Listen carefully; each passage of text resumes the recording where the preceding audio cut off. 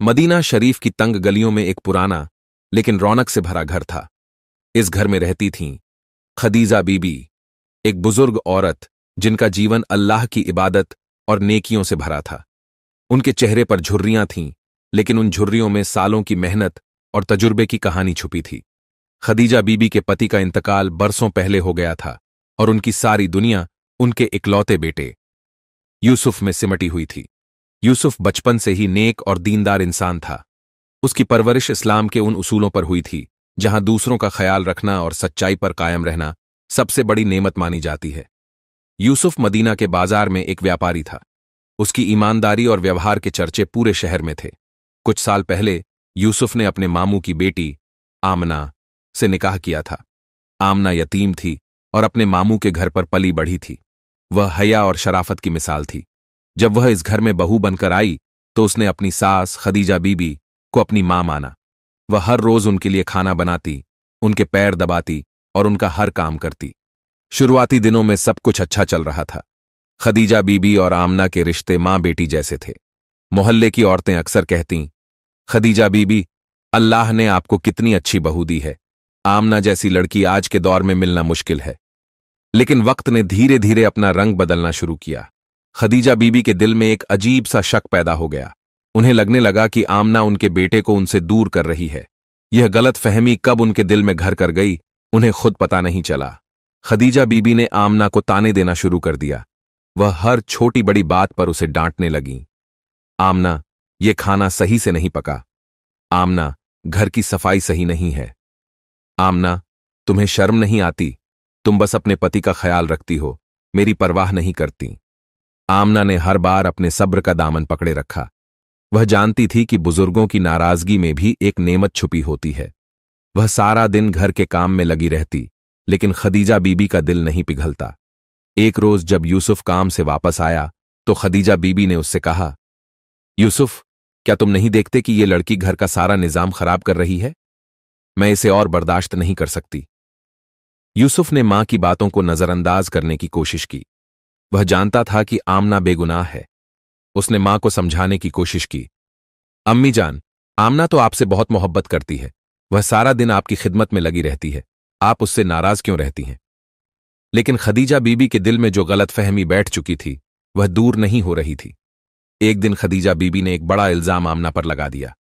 उन्होंने यूसुफ से कहा, तुम्हारी बीवी ने मेरे गहने चुराए हैं। मेरी अलमारी से सोने की 2 चूड़ियां गायब हैं। यूसुफ यह सुनकर हैरान रह गया। उसने आमना से पूछा, आमना, क्या यह बात सच है? आमना की आंखों में आंसू आ गए।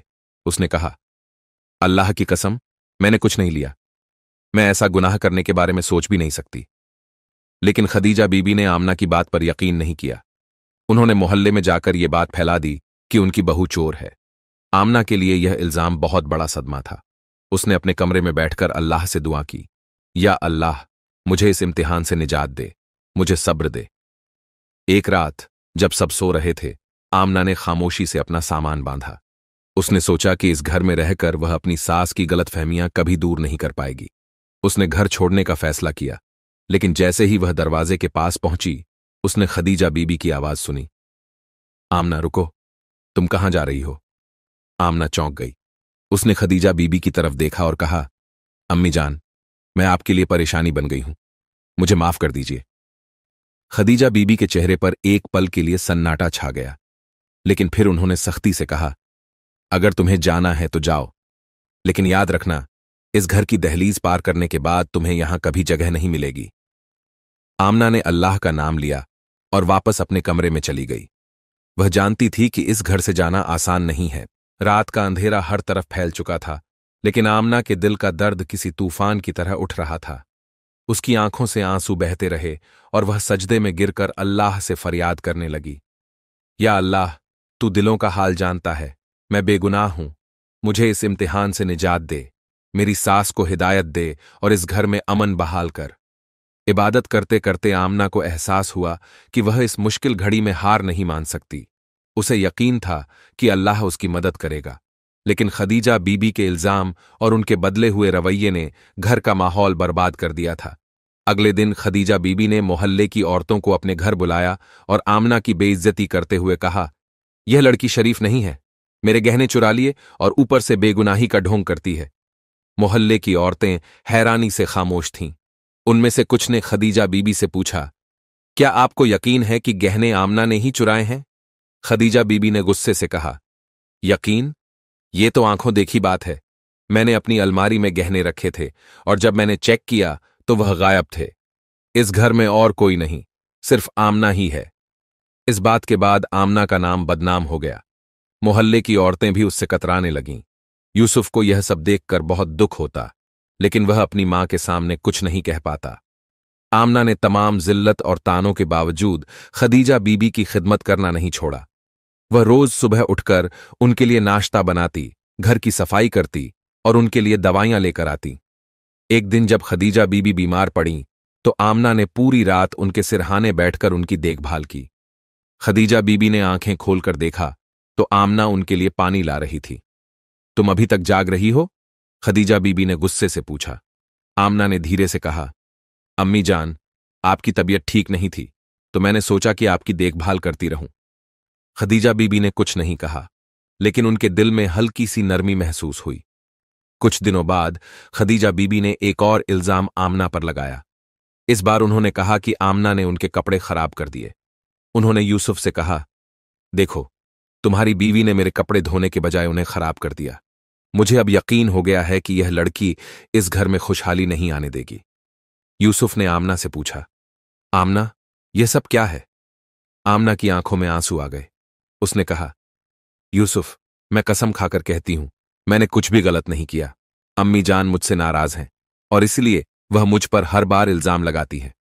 यूसुफ ने आमना की बात सुनी, लेकिन वह अपनी मां का सामना करने की हिम्मत नहीं कर पाया। एक रात आमना ने तन्हाई में रोते हुए अल्लाह से दुआ की। उसने कहा, या अल्लाह, मैं इस इम्तिहान से थक चुकी हूं। मुझे इंसाफ चाहिए। मुझे इस घर में इज्जत और मोहब्बत चाहिए। उस रात आमना ने एक ख्वाब देखा। ख्वाब में उसे एक रोशनी दिखी और एक आवाज आई, सब्र करो आमना, अल्लाह तुम्हारे सब्र का फल जरूर देगा। यह ख्वाब आमना के लिए नई उम्मीद लेकर आया। उसने तसल्ली महसूस की और तय किया कि वह हर हाल में सच्चाई और सब्र का दामन थामे रखेगी। एक दिन यूसुफ अपने कारोबार के सिलसिले में घर से बाहर गया हुआ था। उस दिन खदीजा बीबी को अचानक अपनी अलमारी के अंदर से कुछ आवाजें सुनाई दीं। उन्होंने अलमारी खोली तो उन्हें एक पुराना बक्सा मिला। उस बक्से में वही गहने थे जिनका इल्जाम उन्होंने आमना पर लगाया था। खदीजा बीबी सन्न रह गईं। उन्हें एहसास हुआ कि उन्होंने अपनी बहू पर बेवजह इल्जाम लगाया था, लेकिन उन्होंने यह बात किसी से नहीं कही। उन्होंने सोचा, अगर मैंने सच बता दिया तो मेरी इज्जत पर आंच आएगी। उन्होंने आमना से माफी मांगने के बजाय और ज्यादा सख्ती बरतनी शुरू कर दी। आमना ने सब कुछ अल्लाह पर छोड़ दिया। वह जानती थी कि सच एक दिन सबके सामने आएगा। मोहल्ले में यह बात फैल चुकी थी कि आमना गहनों की चोरी में दोषी है। हर तरफ आमना का नाम खराब हो चुका था, लेकिन आमना ने हर ताने और जिल्लत को सब्र से सहा। मदीना के इस घर में आमना का इम्तिहान लगातार बढ़ता जा रहा था। खदीजा बीबी के झूठे इल्जाम और कठोर व्यवहार ने आमना के लिए जिंदगी को मुश्किल बना दिया था, लेकिन आमना ने हर बार सब्र किया, हर ताने को चुपचाप सहा और अल्लाह पर अपना यकीन कायम रखा। जब खदीजा बीबी ने अपनी अलमारी में गहने पाए तो उनके दिल में एक अजीब सा डर बैठ गया। उन्होंने सोचा कि अगर यह बात किसी को पता चल गई तो उनकी इज्जत मिट्टी में मिल जाएगी। मैंने इतनी बड़ी गलती की है। मैंने अपनी बहू को चोर ठहराया, जबकि गहने यहीं थे। लेकिन इसके बावजूद उनका दिल आमना के लिए नर्म नहीं हुआ। उन्होंने इस राज को छुपाने का फैसला किया। उनके इस झूठ ने उनके अंदर बेचैनी पैदा कर दी।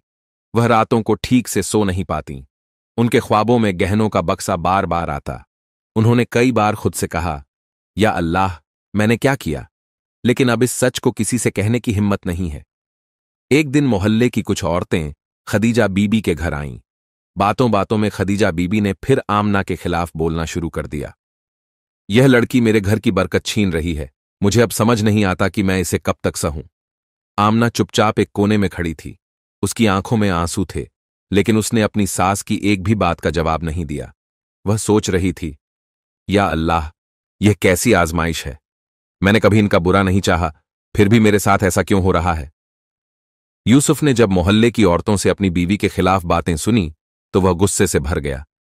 उसने खदीजा बीबी से कहा, अम्मी जान, आमना ने आपको कभी कोई तकलीफ नहीं दी। वह हर रोज आपकी खिदमत करती है, फिर आप उसके खिलाफ इतना जहर क्यों उगलती हैं? खदीजा बीबी ने सख्ती से जवाब दिया, तुम्हें अपनी मां की इज्जत का ख्याल नहीं? क्या तुम अपनी बीवी के लिए अपनी मां को छोड़ दोगे? यूसुफ ने चुपचाप सिर झुका लिया। वह अपनी मां की नाराजगी को सहन नहीं कर सकता था, लेकिन अपने दिल में जानता था कि आमना बिल्कुल बेगुनाह है। अल्लाह का करम आखिरकार आमना के सब्र पर हुआ। एक रात जब खदीजा बीबी सो रही थीं, तो उन्होंने एक ख्वाब देखा। ख्वाब में उन्होंने एक फरिश्ता देखा जो उनसे कह रहा था, खदीजा, तुमने अपनी बहू पर झूठा इल्जाम लगाया है, उसकी इज्जत खराब की है। अगर तुमने इस गुनाह की माफी नहीं मांगी तो तुम्हारे ऊपर अल्लाह का कहर बरसेगा। खदीजा बीबी यह ख्वाब देखकर चौंक कर उठ बैठीं। उनका दिल तेजी से धड़क रहा था।